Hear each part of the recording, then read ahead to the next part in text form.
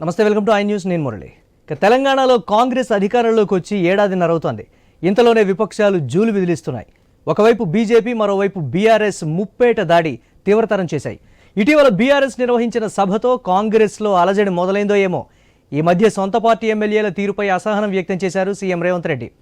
ఎమ్మెల్యేలు నియోజకవర్గాలకు వెళ్లడం లేదని పేర్కొన్నారు. దీనివల్లే కాంగ్రెస్ పార్టీకి ప్రజలకు దూరం పెరుగుతోందని భయపడుతున్నారో ఏమో. పరిస్థితిని చక్కదిద్దే పనిలో పడ్డారు ముఖ్యమంత్రి. స్వయంగా జిల్లాల వారీగా ఎమ్మెల్యేలతో సమావేశాలు ఏర్పాటు చేశారు. దీనికి తన సొంత జిల్లా ఉమ్మడి మహబూబ్నగర్ జిల్లా నుంచి మొదలుపెట్టారు. ప్రోగ్రెస్ రిపోర్టు ఉంచారు. ఇదంతా దేనికి సంకేతం? సీఎం స్వయంగా పూనితే తప్ప దారిలోకి రాని అంశాలేంటి? ఎందుకు ఈ హడావిడి? విపక్షాల దూకుడుకి అధికార పార్టీలో కంగారు మొదలైందా?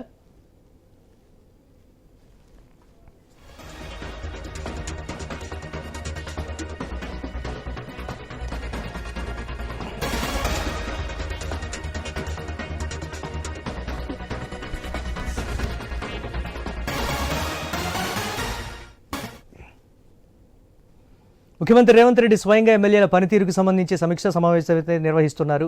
ఏ ఎమ్మెల్యే ఏ విధంగా నియోజకవర్గాల్లో పనిచేస్తున్నారు, అసలు నియోజకవర్గాల్లో ప్రజలకు కార్యకర్తలకు అందుబాటులో ఉంటున్నారా, ప్రజా సమస్యల మీద ఎంతవరకు స్పందిస్తున్నారు, అసలు ప్రజలకు ప్రభుత్వానికి మధ్య దూరం పెరిగింది అని తెప్పించుకున్నటువంటి సర్వే రిపోర్టులు కూడా ఒకంత ఆందోళనకైతే గురి చేస్తున్నటువంటి పరిస్థితి ఉంది. ఇప్పుడున్నటువంటి ప్రస్తుత పరిస్థితిలో ఎటువంటి చర్యలు చేపట్టాలనే దానికి సంబంధించి కూడా ముఖ్యమంత్రి రేవంత్ రెడ్డి ప్రణాళికలు అయితే రచిస్తున్నారు. దీనిపై మనతో మాట్లాడేందుకు మిట్టా నర్సయ్య గౌడ్ గారు, కాంగ్రెస్ పార్టీ సీనియర్ నాయకులు, అలాగే రామ్మూర్తి గారు, బీఆర్ఎస్ రాష్ట్ర సీనియర్ నాయకులు, అలాగే సాదిక్ గారు, ప్రముఖ పొలిటికల్ అనలిస్ట్, వారు కూడా లైవ్లో సిద్ధంగా ఉన్నారు. ముందుగా నర్సయ్య గౌడ్ గారితో మాట్లాడదాం. నర్సయ్య గౌడ్ గారు నమస్తే. ఎస్, మ్యూట్లో ఉన్నట్టున్నారు, అన్మ్యూట్ చేయండి. వినిపిస్తోంది. ఎస్, ముఖ్యమంత్రి రేవంత్ రెడ్డి అలర్ట్ అయ్యారా, లేకపోతే దిద్దుబాటు చర్యలకు పూనుకున్నారా, లేకపోతే ఎమ్మెల్యేలకు సంబంధించి ఇంకా 3.5 ఏళ్ల సమయం ఉంది అనేటువంటి అదే భావన అయితే మనసులో పెట్టుకోవద్దు. పూర్తి స్థాయిలో 3.5 ఏళ్ల సమయం మాత్రమే ఉంది అనేటువంటి రీతిలో మీరు పని చేయాలని చెప్పినటువంటి ప్రస్తుత పరిస్థితి. రిపోర్టులు తెప్పించుకుంటే దాదాపుగా 90% ఎవరు కూడా నియోజకవర్గాల్లో కార్యకర్తలకు, ప్రజలకు ఏ ఎమ్మెల్యేలు కూడా అందుబాటులో ఉండట్లేదు. అందరికీ క్లాస్ పీకపోతున్నారు. ముందు తన సొంత జిల్లా నుంచే మొదలు పెట్టబోతున్నారు అనేటువంటి మాటలు. ఎలా చూడాలి పరిణామాలన్నింటినీ కాంగ్రెస్ పార్టీ? ముందుగా మీకు ప్యానెల్లో ఉన్న పెద్దలకు, వ్యూవర్స్ కు నమస్కారం. ఇప్పుడు ముఖ్యమంత్రి గారు 1-to-1 మీటింగ్ ఎమ్మెల్యేలతోటి చేయడం, రివ్యూ చేయడం అనేది ఆహ్వానించవలసిన విషయం. ఎందుకంటే ప్రజలకు ఏదైతే కాంగ్రెస్ పార్టీ హామీ ఇచ్చిందో వారికి మనం ఇచ్చినటువంటి హామీలు, మనం ఇంప్లిమెంట్ చేస్తున్నటువంటి స్కీములు సరి అయిన విధంగా డెలివరీ సిస్టమ్ పనిచేస్తుందా లేదా, ఇంకా నియోజకవర్గాలలో ఏదైనా సమస్య ఉందా అని తెలుసుకోవడానికి సుహృద్భావ వాతావరణంలో ఎమ్మెల్యేలతోటి మాట్లాడడానికి ఈ విషయం పనికొస్తున్న విషయం. ఒక కేసీఆర్ టైంలో తప్ప మిగతా అన్ని సందర్భాలలో అన్ని ముఖ్యమంత్రులు కూడా ఈ పని చేసి వాళ్ళ కొత్తగా చేసే పని ఏం కాదు. ఇది మీకు బాగా తెలుసు. అయితే చాలా మంది సభ తర్వాత బీఆర్ఎస్ ఎలకతుర్తిలో బీఆర్ఎస్ పార్టీ నిర్వహించిన సభ తర్వాత జరుగుతున్న పరిణామాలు కాబట్టి సో ఆ కోణంలో చూసేటువంటి పరిస్థితి ఉండదంటారా? అయితే ఇప్పుడు మీకు కావాల్సిన ఆన్సర్ కూడా ఇదే. ఎందుకంటే ఎలకతుర్తిలో వాళ్ళు ఏదో సభ పెట్టిండు కాబట్టి ఇప్పుడు ఇది వదిలిపెట్టడం కాదు. అంతకుముందు మనకు సమావేశం పెట్టుకున్నప్పుడే, సిఎల్పి సమావేశం పెట్టుకున్నప్పుడే ముఖ్యమంత్రి గారు ప్రకటించడం జరిగింది. మే మొదటి వారంలో నేను రివ్యూ చేస్తా అని చెప్పడం జరిగింది. అందులో ఎలకతుర్తికి దీనికి ఏం సంబంధం లేదు. రెండో కీలకమైన విషయం ఏంటంటే, ఎలకతుర్తిలో వీళ్ళు డబ్బులో ఏదో చేసి జనాన్ని అయితే కొంతమందిని పోగేయగలిగారు, కానీ వాళ్లకు చెప్పవలసిన విషయాలు ఏమీ వ్యతిరేకత లేదనేది ఆ సభ వల్ల అర్థమైపోయింది. ఆ సభ తర్వాత వాస్తవంగా ఒక వ్యతిరేకత కనిపించాలి, కానీ కేసీఆర్ మాట్లాడిన విధానము అందులోనే డొల్లతనం ఉంది. ఎందుకంటే ఆయన ఏమి వ్యతిరేకత చెప్పలేకపోయాడు, ప్రజలు కూడా ఈజీగా అర్థం చేసుకోగలిగారు. దానికి ఈ రివ్యూ మీటింగ్లకి ఎలాంటి సంబంధం లేదనే ఉద్దేశం చెప్పదలుచుకున్నా. ఎందుకంటే ఇప్పుడు మేము సపోజ్ ఇప్పుడు 3,500 ఇండ్లు ఒక నియోజకవర్గానికి ఇస్తున్నాం.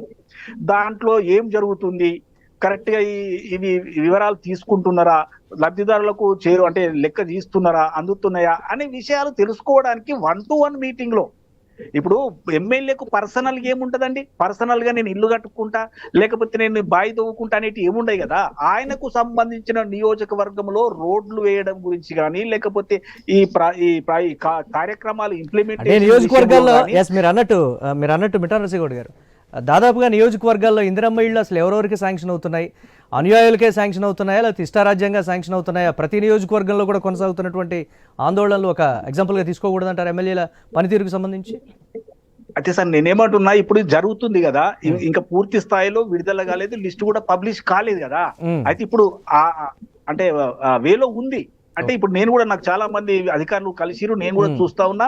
1కి 4 సార్లు నేను చూసిన విషయం చెప్తుంది. వాళ్ళు ఒకసారి వచ్చిండ్రు, ఆ లబ్ధిదారునికి జాగా ఉంది అని అంటే అక్కడ నిలబెట్టి జిపిఎస్ సిస్టమ్ లో ఫోటో తీసుకొని ఇవన్నీ డాక్యుమెంట్లు వెరిఫై చేసిపోయిన తర్వాత మళ్ళీ వేరే అధికారి వచ్చి మళ్ళీ చేస్తా ఉన్నాడు. అంటే పారదర్శకంగా ఉండాలన్న ఆలోచనలో గవర్నమెంట్ ఉందనే విషయం మీకు చెప్పదలుచుకున్నాను నేను. మీరు రేపు పొద్దుగాల లిస్ట్ వచ్చిన తర్వాత కూడా ఎవరు ఉన్నారు లబ్ధిదారుల పేర్లలో, కాంగ్రెస్ సంబంధించిన టిఆర్ఎస్ బీజేపీ అనేది తెలిసిపోతుంది కదా. కేవలం ఏ పార్టీ అయినా సరే వారు పేదవాడయ్యి వాడికి ఇల్లు లేకుండా నిజాయితీగా ఇల్లు లేని వారు ఎవరైతే ఉన్నారో వాళ్ళకు ఫస్ట్ ప్రిఫరెన్స్ ఇవ్వాలి. వాళ్ళకి ఇచ్చిన తర్వాతనే, ఫస్ట్ 3,500 ఇండ్లే ఇస్తున్నారు కాబట్టి ఆ తర్వాత వచ్చేదంటే ఇంకా మిగతా ఏమైనా ఉన్నాయా అంటే అన్నదమ్ములు విడిపోయినాయి ఏది కొడుకులు విడిపోయినాయి అనేది అది ఓకే. కానీ ఇక్కడ రేజ్ అవుతున్నటువంటి నర్సగౌడ్ గారు, ఇక్కడ రేజ్ అవుతున్నటువంటి ఒక క్వశ్చన్ ఏంటంటే, ఎమ్మెల్యేతో 1-to-1 నిర్వహిస్తున్నారు, అంతా బానే ఉంది. అది పార్టీ కోసం నిర్వహిస్తున్నారా లేకపోతే ప్రజల కోసం నిర్వహిస్తున్నారా అంటే కాంగ్రెస్ పార్టీ సూటిగా వన్ వర్డ్ ఆన్సర్ ఏం చెప్తుంది?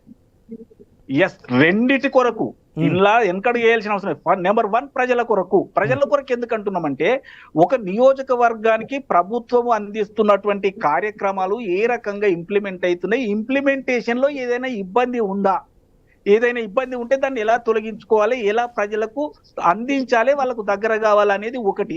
రెండవది, మరి పార్టీ నుంచి వచ్చినటువంటి గవర్నమెంటే కాబట్టి పార్టీ పరంగా ఈ కార్యక్రమాలు అందితే పార్టీకి మంచి పేరు వస్తుంది. రేపు ఎన్నికలలో ఇంకో మనకు 2 ఓట్లు సీట్లు ఎక్కువ వస్తాయి అన్న ఆలోచన ఎవరికైనా ఉంటది.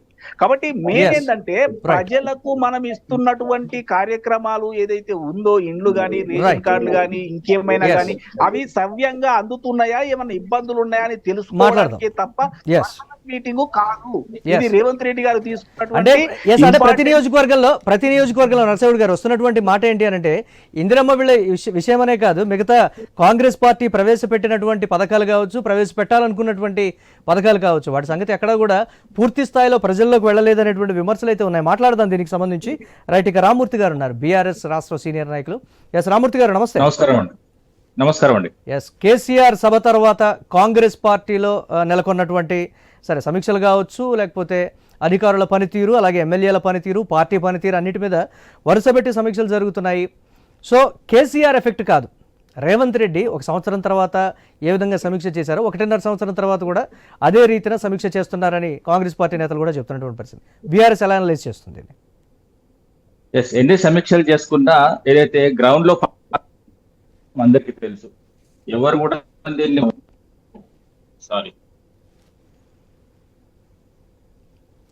రామూర్తి గారు, హలో, వినబడుతుందా అండి? వినపడుతుంది. ఎన్ని సమీక్షలు చేసినా పరిస్థితి అధ్వానంగా ఉన్న విషయం ఇది గ్రౌండ్ లెవెల్లో అందరికీ తెలుసు. రాష్ట్ర ప్రజలు చాలా బాధల్లో ఉన్నారు. ఎందుకంటే వీళ్ళు 6 గ్యారెంటీలని తీసుకొచ్చిన ఏదైతే గవర్నమెంట్ ఉందో 6 గ్యారెంటీల పక్కకు నెట్టి ఎవరి మీద ఎవరికి నమ్మకం లేదండి ఇప్పుడు. ఎందుకంటే ముఖ్యమంత్రి మీద ఎమ్మెల్యేలకు నమ్మకం లేదు, ఎమ్మెల్యేల మీద ప్రజలకు నమ్మకం లేదు, అదే విధంగా ముఖ్యమంత్రి మీద కూడా ప్రజలకు నమ్మకం లేదు. ఈ గ్యారంటీ అయినా వచ్చిన ప్రభుత్వంలో ఎవరికి గ్యారంటీ లేదు. పరిస్థితులు చాలా అధ్వానమైన పరిస్థితులు ఉన్నాయి. ఎందుకంటే గ్రామ స్థాయిలో చాలా తీవ్రమైన పరిస్థితులు ఏర్పడుతున్నాయి. ఎందుకంటే ఏదైతే గత దాదాపు 16-15 నెలల నుంచి ఇంతవరకు ఎన్నికలు లేవు, స్థానిక ఎన్నికలు లేవు, సర్పంచులు లేరు, అదే విధంగా వీళ్ళు స్పెషల్ ఆఫీసర్లు పెట్టినా కూడా వాళ్ళు అంతటా మాత్రమే పనిచేస్తున్నారు. కనీసం గ్రామాల్లో కారు చీకట్లు కమ్ముకున్నాయి, కనీసం లైట్లు వేసేటోడు లేడు, అదే విధంగా రోడ్లను నిర్మించడం లేరు.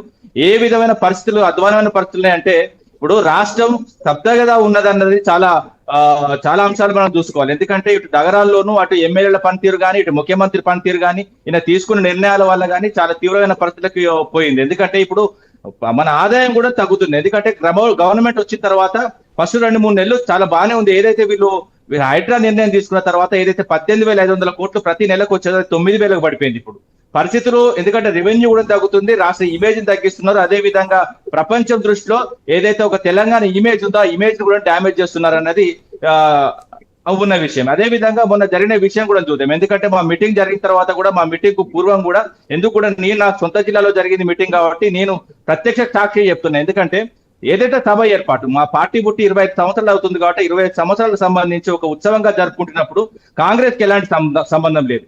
కానీ ఒక ప్రభుత్వంలో ఉన్నారు కాబట్టి వాళ్ళు పర్మిషన్ ఇవ్వాలి కాబట్టి మేము పర్మిషన్ ఇచ్చిన తర్వాత ఏదైతే ఇక్కడ ఉన్న ఏసీపీకి అదే విధంగా సిపికి ఇచ్చిన తర్వాత 20 రోజులు పెండింగ్ పెట్టిన వాస్తవం. అదే విధంగా అడుగడుగున అడ్డుకున్న ఏదైతే సభ జరిగితే ఏమైతుందన్న భయంతో వీళ్ళు, ఎందుకంటే టోల్ గేట్లను కూడా ఎక్కడిదక్కడ ఇప్పుడు, ఎందుకంటే మనం హైదరాబాద్ నుంచి వస్తుంటే ఏదైతే బీబీ నగర్ దాటిన తర్వాత అక్కడ ఒక టోల్ గేట్, అదే విధంగా రఘునాథ్ పెళ్లి దగ్గర అక్కడ ఒక టోల్ గేట్ ఆపి ప్రజలను చాలా ఇబ్బంది పెట్టి సభకు పోకుండా చేసినా కూడా, సభకు రాకుండా ఎంత అడ్డుకున్నా కూడా ఆ బారికేడ్లను కానీ ఆ టోల్ గేట్లను కానీ తన్నుకొని దాదాపు 10 లక్షల జనాభా ఇక్కడికి వచ్చిందంటే మీరు అర్థం చేసుకోవచ్చు. ఎందుకంటే రా బయటకంటే కేసీఆర్ గారు ఒక్కరు రాదే, కేసీఆర్ గారితో 10 లక్షల మంది బయటకు వచ్చిండ్రు. ఇప్పుడు మీ ప్రభుత్వం ఏం చేస్తున్నది అనేది ముఖ్యం. మీకు నమ్మి ఏదైతే గవర్నమెంట్ మీకు తీసుకొచ్చిన తర్వాత మేమన్నా 10 ఇస్తా అంటే మీ 15 ఇస్తా అన్నారు, 20 ఇస్తా అంటే 25 ఇస్తా అన్నారు. మీ ఏదైతే మీరు హామీలు ఇచ్చిలో హామీలు నెరవేర్చే క్రమంలో మీరు ఫెయిల్ అవుతున్నారు కాబట్టి ప్రజలు మా వైపు చూస్తున్నారు. మీకు ఒక మంచి అవకాశం వచ్చింది, అవకాశం నిలబెట్టుకోలేక మీరు అడుగడుగునా ఫెయిల్ అవుతున్నారు. ప్రతి అంశంలో రైతుల ఆత్మహత్యలు జరుగుతున్నాయి, అదే విధంగా విద్యార్థులు చనిపోయిన చూసినాం, బెటాలియన్ కానిస్టేబుల్ భార్యలను కూడా అవమానించింది చూసినాం, అదే విధంగా రోడ్ల మీద ఆశా వర్కర్లు మహిళలను కూడా ఏదైతే ఎక్కడ పడితే అక్కడ చేతులు వేసి కొట్టిన పరిస్థితి కూడా చూసాం. ఎందుకంటే చేతి గుర్తు అంటే ఇది రామూర్తి గారు అక్కడక్కడ వ్యతిరేకత ఉన్నటువంటి మాట వాస్తవం. ప్రజల్లో ఇందిరమ్మ ఇళ్ల విషయం కావచ్చు, లేకపోతే ఇతరత్ర కార్యక్రమాలు.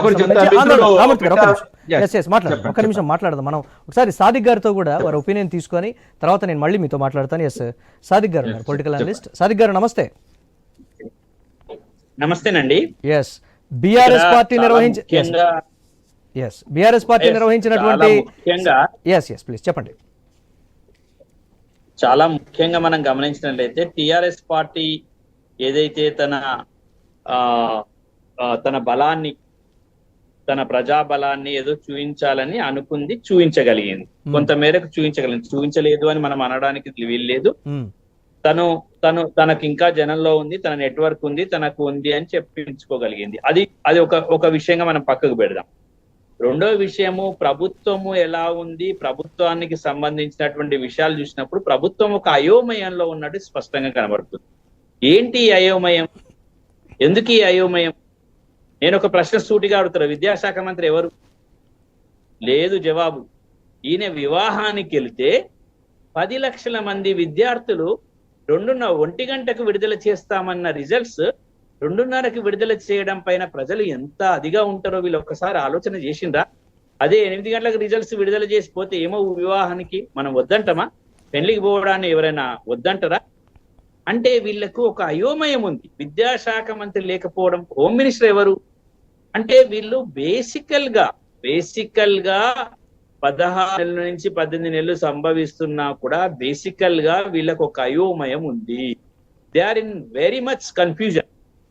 ఇక మేము కులగణన చేసినామని చెప్తున్నారు. Very good. మీరు పబ్లిక్ డొమైన్ లో పెట్టినరా?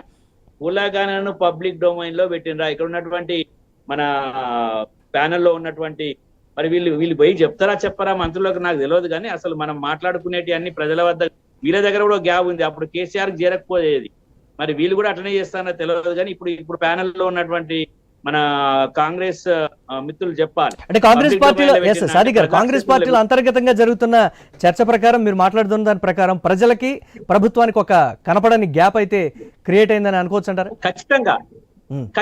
ఆపరేషన్ కగార్ విషయంలో మన వాళ్ళు కొంతమంది పోయి ఇస్తే మేము కాంగ్రెస్ పార్టీ అధిష్టానం నిర్ణయిస్తారట. ఆపరేషన్ కగార్ విషయం కాంగ్రెస్ అధిష్టానం నిర్ణయించడం ఏంటిదో మాకు అర్థం కాలేదు. అంటే వీళ్ళు మాట్లాడే విధానాలు చూడండి. నేను ఇప్పుడు తర్వాత వీళ్ళు స్మార్ట్ సిటీ తీసేసి అక్కడ ఫార్మా సిటీని రద్దు చేస్తామని మేనిఫెస్టోలో పెట్టింది. మేము హరగోపాల్ సార్ అందరం పోయి చూస్తే అక్కడ ఫార్మా సిటీ కాదు, ఫ్యూచర్ సిటీ, ఫార్మా సిటీని మాత్రం మేము కొనసాగిస్తాం, ఫార్మా సిటీకి సంబంధించిన భూములను మాత్రం. ఏంటి జరుగుతుంది? ఇవాళ పొద్దున్న నేను ఒక ఊరికి పోయినా, చిన్నమాడూరు ఊరికి పోయినా. అక్కడ ఏదో సబ్ స్టేషన్ 313 సబ్ స్టేషన్ కట. ఆ ఎమ్మెల్యే వాళ్ళతో మాట్లాడొచ్చు కదా, ఆ యశస్విని రెడ్డి, పాలకుర్తి యశస్విని పోయి మరి ఇట్లా ఉంది అని ప్రజలతో మాట్లాడొచ్చు కదా. ఎందుకు ఈ గ్యాప్? ఎందుకు ఈ అయోమయం? ఎందుకు వస్తుంది? కాంగ్రెస్ పాలనలో వాళ్ళలో ఖచ్చితమైన కన్ఫ్యూజన్ ఉందండి. ఖచ్చితంగా కన్ఫ్యూజన్ లో ఉన్నారు. ఎందుకు ఆ కన్ఫ్యూజన్ అని చెప్పలేకపోతున్నారు.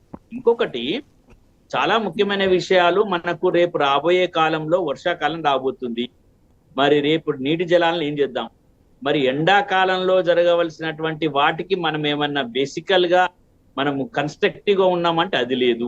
అంటే ప్రజలకు సంబంధించిన విషయాల్లో ప్రభుత్వం ఎందుకో జాప్యంగా ఉంది, ప్రభుత్వం ఎందుకో ఆలస్యంగా ఉంది, ప్రభుత్వం ఇంకా పాలన గాడిలో పడలేదు, ఇంకా మంత్రులు లేరు, ఇంకా కావలసినటువంటి ఆర్థిక వనరులను కూర్చుకోలేకపోతున్నారు, LRS కి ఎంత వచ్చిందో చెప్పుకోలేకపోతున్నారు, తర్వాత నియమ నిబంధనలు గట్టి సాదిక్ గారు అవసరం ఉందా లేదా? జనాలు కాదు అధికారులకు చెప్పాల్సిన అవసరం ఉంది కదా. మరి సాదిక్ గారు నెట్వర్క్ ఇష్యూ ఉంది. మళ్ళీ రీకనెక్ట్ అవ్వండి. మళ్ళీ మీతో మాట్లాడతాను సాదిక్ గారు. నర్సేగౌడ్ గారు, సో అది విశ్లేషకులు చెప్తున్నటువంటి మాట కూడా, ఒక కనపడని గ్యాప్ అయితే క్రియేట్ అయిపోయింది ప్రజలకు ప్రభుత్వానికి మధ్య. సరే, అధికారుల పనితీరా, లేకపోతే ఎమ్మెల్యేల పనితీరా, లేకపోతే పూర్తి స్థాయిలో వస్తున్నటువంటి ఇతరతర అన్ని పరిగణలోకి తీసుకుంటే ఒక గ్యాప్ అయితే క్రియేట్ అయింది అనేటువంటి ఒక మాట ఏం చెప్తారు మీరు? గ్యాప్ అనేది ప్రతిపక్షాలు కానీ ఇట్లాంటి అనలిస్టులు కానీ వీళ్ళ ఆలోచన విధానంలో గ్యాప్ ఉంటే నేను చెప్పలేను, కానీ ప్రభుత్వంకి ప్రజలకు సంబంధించి గ్యాప్ లేదు. ఎందుకు గ్యాప్ ఉంటుందండి? మేము స్పష్టంగా ఏదైతే చెప్పినామో ఒక్కొక్కటి ఏ నియోజకవర్గాల్లో కూడా ఒక మాట సూటి ప్రశ్న మీరు అన్నారు కాబట్టి, ఏ నియోజకవర్గాల్లో కూడా ఏ ఎమ్మెల్యేని సాధారణమైనటువంటి ప్రజలు కాంగ్రెస్ పార్టీ ఇస్తానని చెప్పి ఇప్పటికీ ఇవ్వకుండా హామీల గురించి ఒక్క హామీ గురించి అయినా సరే అడగకుండా ఉన్నటువంటి పరిస్థితులు ఉన్నాయంటారా? ఎక్కడ ఆందోళనలు కానీ ఏది లేకుండా ప్రజలకు ప్రభుత్వానికి మధ్య అంతా బాగుంది, ప్రభుత్వ పరిపాలన బాగుందని ఒక సాటిస్ఫాక్షన్ గా చెప్పినటువంటి సందర్భాలు ఉన్నాయా? చెప్తారా మీరు? మంచి ప్రశ్న అడిగారు మీరు. నేనేమంటున్నా, మేము 6 గ్యారెంటీలు ఇచ్చినామండి. తర్వాత నేనేమంటున్నా, ప్రజలు ఎందుకు మమ్మల్ని వ్యతిరేకిస్తారు? ఇప్పుడు బస్ ఫెసిలిటీ ఇచ్చినాం, బస్ ఫెసిలిటీ ఉపయోగించుకునే వాళ్ళు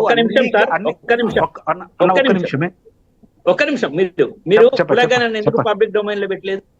చెప్తా అది కూడా చెప్తా కానీ అన్న. అయితే నేనేమంటున్నా, ప్రజలకు మా మీద ఎందుకు వ్యతిరేకత ఉంటుంది? మేము బస్ ఫెసిలిటీ ఇచ్చినాం, ఫ్రీ బస్ ఫెసిలిటీ. ఈ ఫ్రీ బస్ ఫెసిలిటీ ఎవరికో ఒకరికి కాదు కదా, రాష్ట్ర వ్యాప్తంగా అన్ని గ్రామాలలో ఉన్న ప్రజలు కూడా ఉపయోగించుకుంటున్నారు, మహిళలు. వారి దగ్గర మాకు ఎందుకు వ్యతిరేకత ఉంటుంది? వారికి 200 యూనిట్ల ఫ్రీ విద్యుత్ ఇస్తున్నాము, తర్వాత 500 రూపాయలకు గ్యాస్ బండ ఇస్తున్నాము.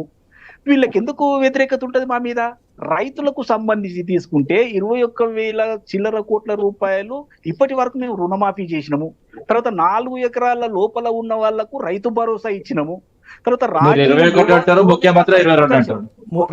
ఒకటి అటు ఇటు చిల్లర ఉంటది. అయితే నేనేమంటున్నా, అదే రాజీవ్ యువ వికాసం కింద 50,000 నుంచి 4 లక్షల వరకు సంబంధించి ఒక 5-6 లక్షల మందికి మేము జూన్ 2వ తారీఖు నాడు వాళ్ళకు విడుదల చేయబోతా ఉన్నాము.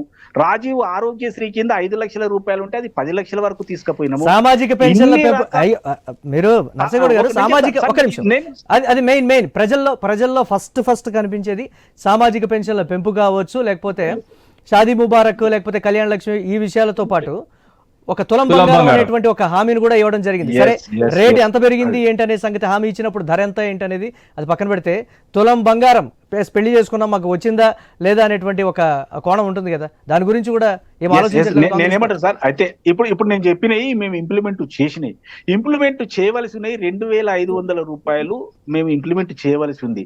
ఇదే సామాజిక పెన్షన్లు 4,000 రూపాయలు చేయాల్సి ఉంది. మేము ఒక్కొక్కటి ఆర్థిక పరిస్థితిని గాడిలో పెట్టుకుంటూ ఎవ్రీథింగ్ ప్రజల ముందర, అంటే 1.5 ఇయర్ నుంచి, అంటే సంవత్సరంన్నర నుంచి దాదాపుగా సంవత్సరంన్నర కాలంలో 18 నెలల కాలం పరిధిలో ఉన్నటువంటి మిగతా ఆ డబ్బును కూడా యాడ్ చేసి ఇస్తారా?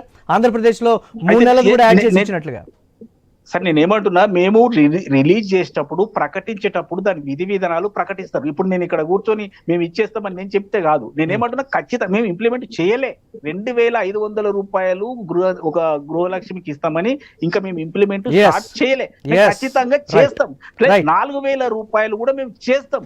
అయితే ఏదైతే 1.6 మిగిలిపోతా ఉన్నాయి అవి చేస్తా ఉన్నాం. మేము మేజర్ గా 21,000 చిల్లర కోట్ల రూపాయలు వ్యతిరేకత వచ్చేది ఆ విషయంలో. నర్సగౌడ్ గారు, 90% నర్సగౌడ్ గారు ఒక్క నిమిషం, 10% ఉంటే ఒక్క విషయం సార్, ప్లీజ్ ఆగండి ఒక నిమిషం, మనం మాట్లాడదాం. రామూర్తి గారు, సో అది ప్రస్తుత పరిస్థితి. కాంగ్రెస్ పార్టీ అన్ని ఇచ్చాం, 1/6 ఏదో ఆగిపోయినటువంటి పరిస్థితి, బట్ వాటికి కూడా ప్రణాళికలు రచిస్తున్నాం, జూన్ 2వ తారీఖు కూడా ఒక కార్యక్రమాన్ని అమలు చేయబోతున్నాం అనేటువంటి ఒక మాట కూడా చెప్తున్నారు. ఏం చెప్తారు మీరు? లేదండి, ఇప్పుడు ఎట్లా అంటే వీళ్ళు దాటవేసే ధోరణి ఏ విధంగా ఉందంటే 6 గ్యారంటీలు విషయంలో మన అందరికీ తెలుసు, పాక్షికంగా కొన్ని మాత్రమే ముట్టుకున్నారు. అది ఫ్రీ బస్ అని వీళ్ళు తాపుకోసారి సంకల్ గుర్తుకొని చెప్తున్నారు కానీ అసలు ఆ ఫ్రీ బస్ కు సంబంధించి ఆర్టీసీకి ఎంత పెండింగ్ ఉన్నది అన్నది కూడా మనం చర్చించుకోవాలి. ఎందుకంటే ప్రతిరోజు 10 కోట్లు వీళ్ళు ఆర్టీసీకి చెల్లించాలి. అదే దాదాపు 4,000 కోట్ల దాకా అది పెండింగ్ లో ఉంది, అది చెల్లించట్లేదు. ఇప్పుడు 7వ తారీఖు వాళ్ళు సమ్మెకు దిగుతున్నారు. ఎందుకంటే వాళ్ళకి ఇచ్చిన హామీలు ఏంది, వాళ్ళ ప్రభుత్వం రావడానికి కాంగ్రెస్ ప్రభుత్వం వీళ్ళని యూజ్ చేసుకున్న తర్వాత వెంటనే మేము ప్రభుత్వంలో తీసుకుంటాం. ఎందుకంటే మేము కూడా దాన్ని ఆర్టీసీ ప్రభుత్వంలో విలీనం చేసుకుందామని ఒక పేపర్ ఆల్రెడీ ముందుకు జరిపినాం. పేపర్ ను కొంచెం ముందుకు జరిపితే అయిపోతుంది, కానీ వీళ్ళకు చిత్తశుద్ధి లేదు. ఎందుకంటే ఓట్ల వరకే వీళ్ళకి చిత్తశుద్ధి. అదే విధంగా మిట్ట నరసన్న గౌడ్ గారు ఏదైతే 3,500 ప్రతి కాన్స్టిట్యున్సీ కి ఇందిరమ్మ ఇల్లు కట్టిస్తున్నా ఉంటారు ప్రతి పూటకం. ఎందుకంటే నేను గత బడ్జెట్ కూడా చెప్తా, 23-24లో ప్రతి కాన్స్టిట్యున్సీ కి 3,500 ఇల్లు కట్టిస్తా అన్నది మీరు బడ్జెట్ బుక్ కూడా తెప్పించుకోండి. అందులో చూడండి, పోయిన బడ్జెట్ లో కేటాయింపులు ఆల్రెడీ 3,500 సంబంధించి ప్రతి నియోజకవర్గానికి కేటాయింపులు చేసిండ్రు. మరి పోయిన బడ్జెట్ లో 23-24 సంబంధించి ఒక్క ఇల్లు కూడా కట్టలేదు. అదే విధంగా మొన్న బడ్జెట్ లో 24 ఏదైతే 25కు సంబంధించి దానిలో కూడా మేమి లేదు, 24, 25, 26. అదే విధంగా నేనేం చెప్తున్నా అంటే ఇప్పుడు కూడా మేము అన్ని దాటవేసి ఇప్పుడు ప్రతి దానికి ప్రతి పండుగ 2వ తారీఖు అంటారు, 3వ తారీఖు అంటారు. అంతేందుకండి, ఇప్పుడు ఏదైతే రేషన్ కార్డులు కూడా మనం చూస్తున్నాం, ప్రభుత్వం వచ్చినప్పటి అగో రేపు, అగో ఎల్లుండి, ఓ శ్రీ రేపు రా అన్నట్టు అయిపోతుంది. నెక్స్ట్ మొత్తం కంప్లీట్ గా అయిపోతుంది. అసలు ఇంతవరకు వీళ్ళు లబ్ధిదారులను ఎంచుకోలేదు. అదే విధంగా వీళ్ళు ఏదైతే ప్రతిసారి ఏదైతే ఫామ్ నింపాలి, ఫామ్ నింపి అక్కడ ఉన్న వాళ్ళకి ఇవ్వాలి, అసలు వాళ్ళకి ఎవరికి కూడా సంబంధం లేదు. గ్రామాల్లో బీఆర్ఎస్ పార్టీ రామూర్తి గారు, గ్రామాల్లో బీఆర్ఎస్ పార్టీ దీనికి సంబంధించి ఏమైనా సర్వే చేయడం కానీ లేకపోతే పార్టీ ఏమైనా దీనికి సంబంధించి సమీక్షించడం కానీ ప్రజలకు ఎంతవరకు అందుతున్నాయి ఏంటనేది ఒక రిపోర్ట్ ఏమైనా తయారు చేశారా?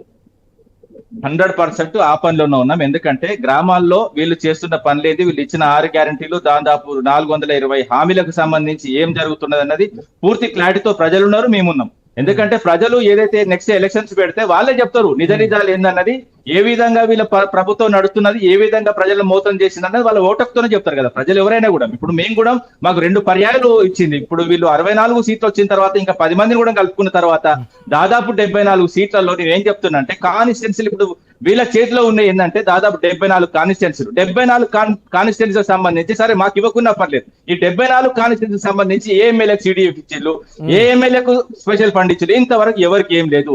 దాదాపు 18 నెలలు అవుతున్నా మొత్తం కంప్లీట్ గా ఎమ్మెల్యే అంటోడు ఒక ఉత్సవ విగ్రహం లాగా పనిచేస్తున్నారు తప్ప ఎవరికి కూడా 5 పైసలు లేదు. వాళ్ళు కనీసం ఒక రేషన్ కార్డు ఇవ్వలేరు, వాళ్ళు కనీసం ఏ పని చేయలేరు, ఒక అభివృద్ధి పని చేయలేరు. ఏదైనా కూడా మంత్రుల దగ్గర పోతే స్పెషల్ ఫండ్ మా నియోజకవర్గాలకి 100 కోట్ల రూపాయలు మేము తెచ్చుకున్నామని కాంగ్రెస్ పార్టీ ఎమ్మెల్యేలు బాహాటంగా బయటికి చెప్తున్నారు కదా, అది లేదండి. కానీ సిడిఎఫ్ లేదు, మీకు చెక్ చేసుకోండి, ఇంతవరకు సిడిఎఫ్ లేదు. ఇంకొక విషయం చెప్తాను, 119 మంది ఏదైతే ఎమ్మెల్యేలకు సంబంధించి ఇంతవరకు వీళ్ళు ఏం పేమెంట్ చేశారు ఏదైనా ఒక శ్వేతపత్రం రిలీజ్ చేయమండి. దమ్మున్న ప్రభుత్వం అయితే అసెంబ్లీ నిర్వహించి అసెంబ్లీలో కంప్లీట్ గా పెట్టమనండి. ఎందుకంటే 119 నియోజకవర్గాలకు మీకు ఇది ఇచ్చినామని చెప్పండి. వీళ్ళు ఏం లేదండి, వీళ్ళు ఉన్న దగ్గర ఏదైతే వీళ్ళు ముఖ్యమంత్రులు కాదు ఎవరు, ఇంతవరకు కాంగ్రెస్ ప్రభుత్వం ఎప్పుడు వచ్చినా కూడా వాళ్ళు జేబులు నింపుకోనికే పనిచేసింది తప్ప ప్రజల బావుకులు కూడా పనిచేయలేదు. ఎందుకంటే పేదరికం ఎన్ని రోజులు ఎందుకుంటుందండి? ఏమంటున్నా 78 సంవత్సరాల స్వతంత్ర భారతదేశంలో ఇంకా పేదరికం ఉన్నదంటే మాట్లాడదాం. ఒకసారి మనం సాదిక్ గారితో కూడా ఒకసారి కంక్లూజన్ తీసుకుందాం, ఇందాక కట్ అయ్యారు. ఎస్ సాదిక్ గారు, ప్లీజ్ కంటిన్యూ. మీరు సర్వే గురించి ఇంతకుముందు రామూర్తి గారు ప్రవహించారు. మేమేమో ఒక థర్డ్ పార్టీగా అంటే పౌర సమాజం నుంచి మేమంతా కూడా హరగోపాల్ సార్ కూడా తిరుగుతున్నాం. అంటే ప్రతి గ్రామంలో కూడా మేమంతా కూడా తిరుగుతున్నప్పుడు మాకు చాలా క్లారిటీగా వస్తుంది. ఇప్పుడు మేము ఏ పార్టీతో సంబంధం లేకుండా మాకు చెప్తున్నారు. ఏం చెప్తున్నారంటే ఫస్ట్ సార్ భూమి ధరలు పడిపోయినాయి అని చెప్తున్నారు. ఎందుకో మాకు తెలియట్లేదు. భూముల ధరలు పడిపోతున్నాం, భూములు కొనే వాళ్ళు లేరు, భూమిని అమ్మే వాళ్ళు లేకుండా పోతున్నారు అని అంటున్నారు.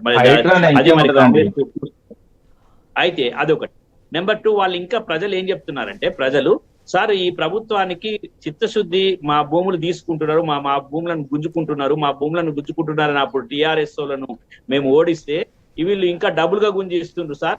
అక్కడ అప్పుడేమో 4 గ్రామాలను ఫార్మాసిటీకి పెట్టుకుంటే ఇప్పుడు 53 గ్రామాలు ఫ్యూచర్ సిటీస్ పెట్టి ఇంకా వీళ్ళు డబ్బులు గుంజుతున్నారు. వీళ్ళ పాలసీ ఏంది అనేది అర్థమవుతలేదు అని చెప్తున్నారు. ప్రజలు చెప్తున్నారు, మేము మాట్లాడట్లేదు, ప్రజలు చెప్తున్నారు.